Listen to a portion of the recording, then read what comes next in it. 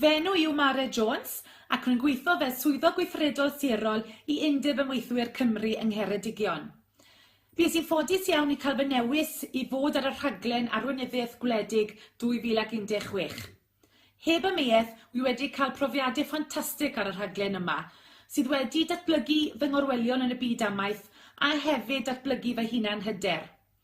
Fe wnes i fwynhau'r cyfle o gadeirio cyfarfod gyda swyddogion pwysig ym Mrwsel, paratoi cyflwyniad i Leslie Griffiths yn y Ffair Iaf, a cwrdd a cwestiynu gwleidyddion a staff yn y diwydiant amaeth.